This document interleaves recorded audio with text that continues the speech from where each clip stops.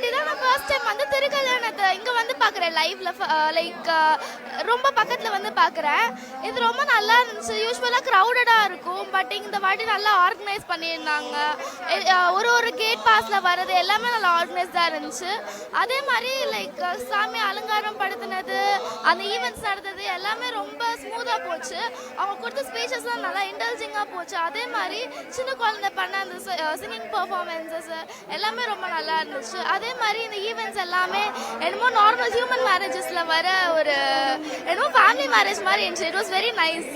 நாங்கள் சென்னையிலேருந்து வரோம், வந்து அம்பாள் கல்யாணம் பெருமையாக ரொம்ப சந்தோஷமாக ரொம்ப இதுவாக நினைக்கிறேன் ஐயா. எங்களுக்கு ரொம்ப சந்தோஷம். நானும் என் மகளை வந்து சாமி தரிசனம் பண்ணது ரொம்ப எனக்கு பேரின்பம். ஆமாங்க ஐயா. நமச்சிவாயம் நமச்சிவாயம். ரொம்ப ஃபீலிங் ஐயா, ரொம்ப ஆசை. அதுபடி 10 வருஷ கனவு இதெல்லாம் எனக்கு. இன்னைக்கு வந்து நான் சென்னையிலேருந்து இது வாங்கி பார்க்கறேன்னா எனக்கு எவ்வளோ பேரின்பம் இருக்கும். ஆமாங்க ஐயா, ரொம்ப சந்தோஷம்.